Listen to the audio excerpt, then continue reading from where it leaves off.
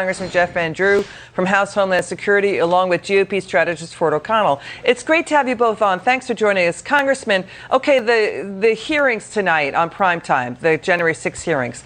Biden has hit yet another low in a new Quinnipiac poll. 33%, Congressman. He lacks a political base. Only 1 out of 5 millennials approve of him, less than 1 out of 4 Hispanics, less than 4 out of 10 women. Biden is floundering so badly, it's like he's deep-sea diving and swimming in a raincoat on so many issues.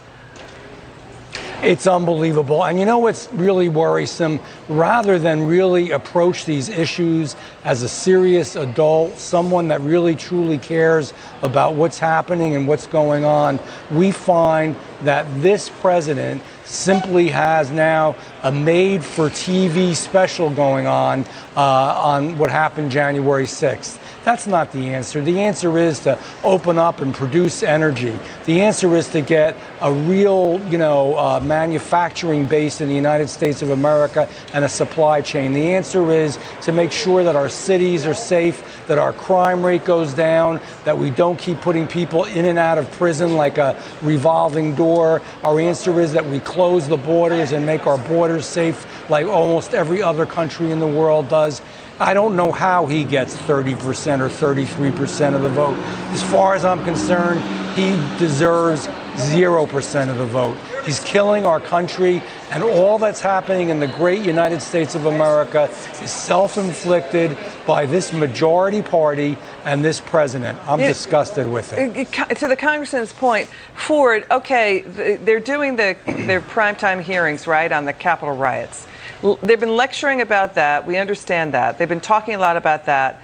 But the point is, the Pelosi and the Democrats are leaving, not taking up the Senate bill to protect the Supreme Court justices. And last night, with the president and Jimmy Kimmel, he mentioned the word mini revolution the same day of an assassination attempt on Justice Kavanaugh. Let's listen to what happened with Jimmy Kimmel. Watch. I think a lot of Democrats are frustrated because, we got out and voted. We won the House, the Senate, the White House, obviously, and still we have made very little progress. I understand that argument, but also it's like you're playing Monopoly with somebody who, won't pass go and won't follow any of the rules. And how do you ever make any progress if they're not following the rules? Well, you got to send them to jail, There's that little box in there. But what we haven't done is we haven't been able to communicate it in a way that is, let me say another way. Things is that it's very difficult now to have a... I'm going to take a break, and then we'll talk a little bit more, if you don't mind. I'm sorry. We have some of those commercials. You had to rescue him with a commercial break, Ford. Look, the interview with Jimmy Kimmel was appalling. I can't believe that was his first primetime interview in 4 months, and Joe Biden is once again engaging in fear-mongering. Joe Biden's radical policies are turning America into a third-world country in record time. And rather, to the congressman's point, than exercise leadership, what he's going to do is continue to engage in fear-mongering and counter-programming over the next 5 months. There is a reason why Joe Biden has the lowest approval rating in polling history, and that is because he's ignoring the problems that are most concerned the American people, because the American people believe that Joe Biden is more concerned about his radical agenda than their lives and their future. And to what Ford is saying, Congressman, kitchen table issues are swamping the Democrats and the president. We've got reports the Labor Department, OSHA, and the FDA heard about baby formula problems at that Abbott plant nearly a year earlier than realized. They heard about it last year from a whistleblower complaint. We've got out-of-stock baby formula in multiple states, 90% or more.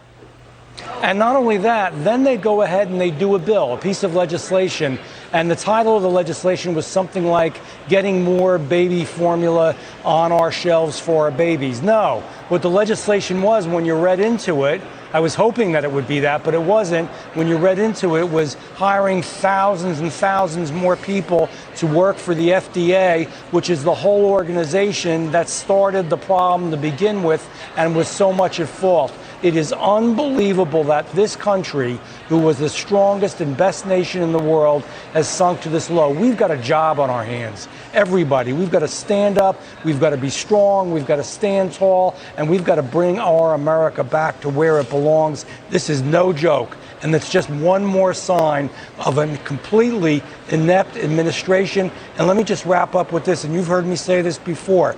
This president deserves to have a cognitive test, and I will bet everything I have in the world that he will fail. You know, what the congressman was saying, Ford, that, you know, here's what's going on. Even Bernie Sanders, this is pretty rich.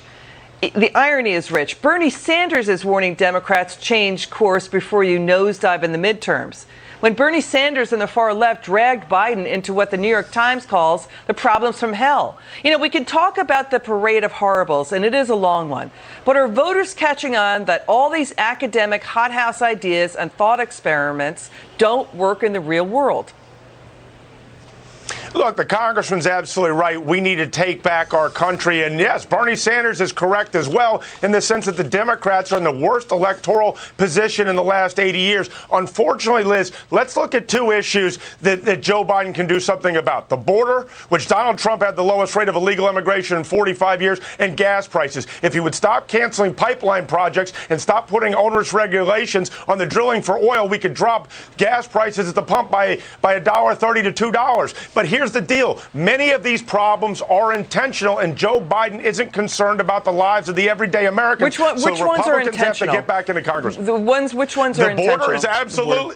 The border is absolutely intentional. He could continue with Title 42, which he wants to get rid of. He could continue with remain in Mexico. Okay. What's also intentional is the gas prices, which is 40% of inflation. Got it. Congressman Jeff Van Drew and Ford O'Connell, terrific interviews there. Thank you so much.